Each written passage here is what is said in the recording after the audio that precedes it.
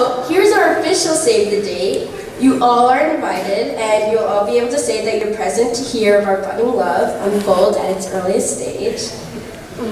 Without further ado, I am more than thrilled to introduce to you all my partner in crime, confidant, my stunningly handsome future husband, and most importantly, my best friend, Greg Giordano.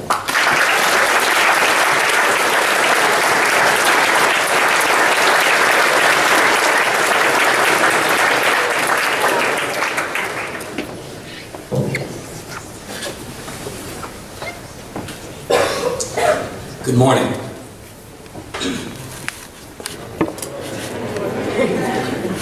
Princess Anna stands, gown and ball, fetchingly draped against the wall, the picture of sophisticated grace. She suddenly sees him standing there, a beautiful stranger, tall and fair. You may recognize these lyrics from Frozen, Disney's newest musical film. 50% of the movies that I quote, and 100% of the songs that I sing, although never well, are made by Disney. I am such a Disney fanboy that I've seen Hercules and Finding Nemo every single year with my dad on our respective birthdays. To say Disney has played a major role in my life would be a drastic understatement. Yet even as I watched Frozen in utter awe of Idina Menzel, or Adele Dazeem, as Travolta so likes to call her, I couldn't help feeling, well, disappointed. Even in a supposedly revolutionary movie like Frozen, featuring Disney's first gay character and a new spin on the damsel in distress, the charming, tall Prince Hans is still contrasted by the Duke of Weaselton. The goofball character described as a man in heels. This trend is not unique to Frozen. Here we have Hercules and Philippines. In fact, this trend is not even unique to Disney movies. Moneyball gives us Brad Pitt and Jonah Hill.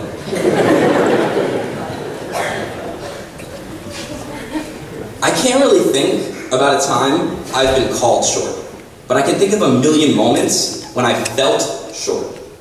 One particular day in junior year Spanish class, a few girls were discussing the newest actores calientes. When Robert Downey Jr. came up, one girl, let's call her Greg Manda, shouted in disgust, "Oh, him? He is way too short to be good looking." My heart sank.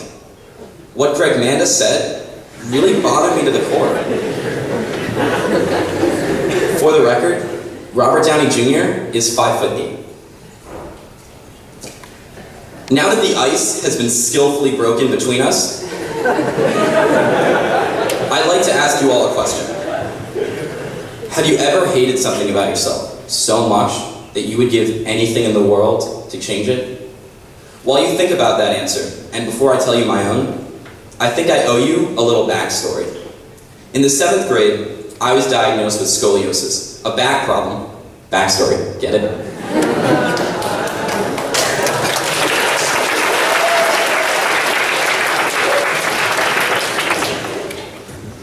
That causes my spine to curve and required me to wear a brace to prevent any severe issues from occurring while I grew. A brace I ironically named the Chick Magnet. I never made a big deal out of the brace while I went to middle school, a little cul-de-sac school called the Town School. Town is a loving, caring place that I sometimes refer to as summer camp that just happens to take place during the school year. I love Town, and I still cherish the great memories and strong friendships that it gave me.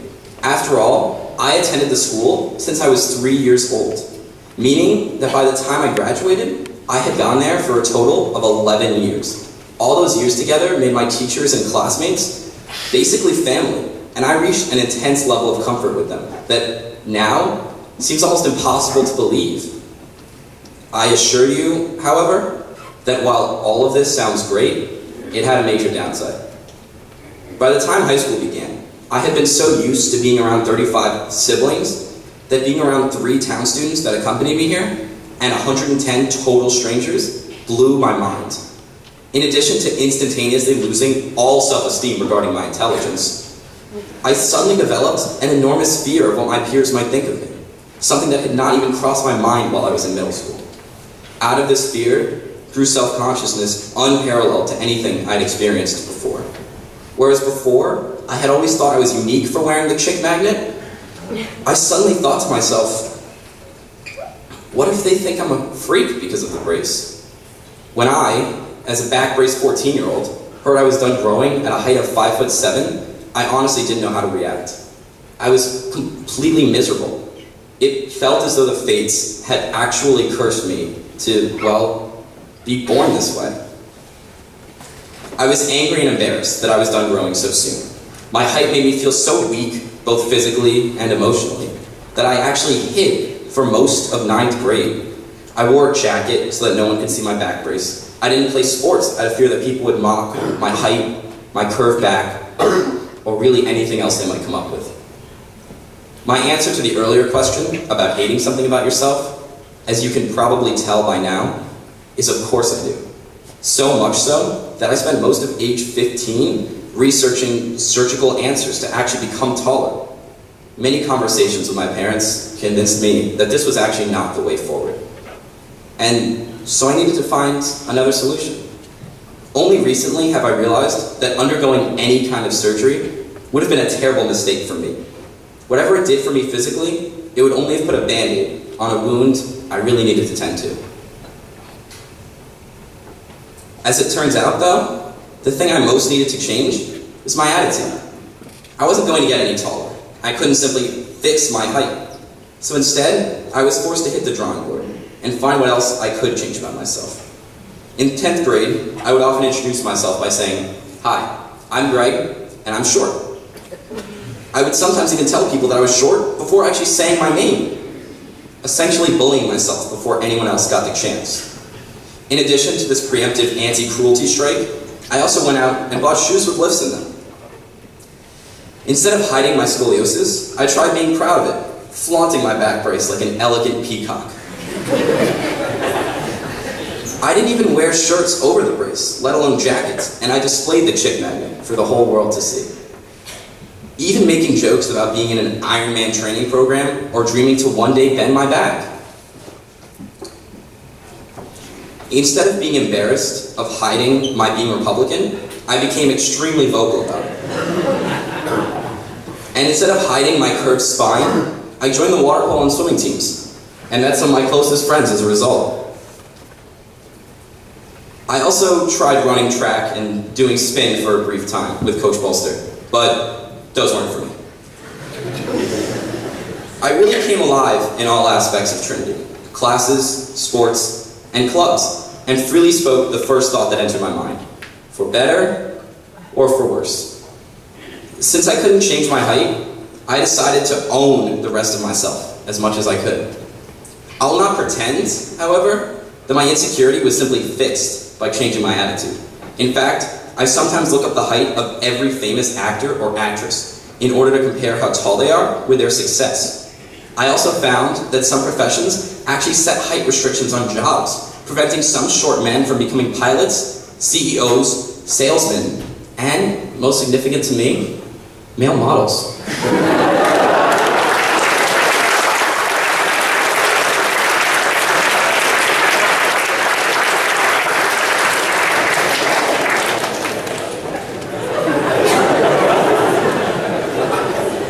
I must take a moment to recognize that to some people, I'm not even short. 5'7" is taller than most American women, and only 2.4 inches shorter than the average American man. But I didn't write this speech because I am short. I wrote this speech because I feel short. I don't want anyone to think that I'm just too privileged to realize that I don't have it too bad, and that I'm simply whining about being one standard deviation from the norm.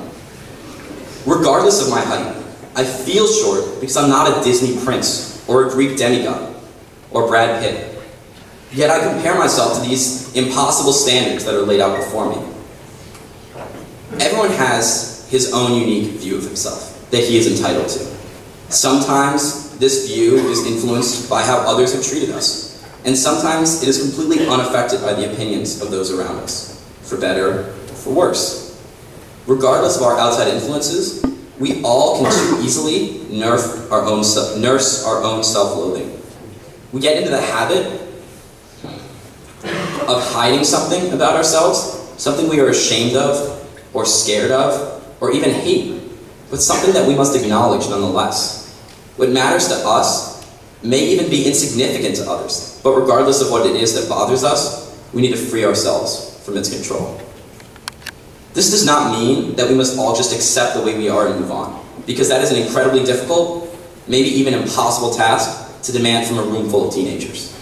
Instead, it simply means that we must challenge ourselves and put ourselves at the risk of feeling completely and utterly uncomfortable.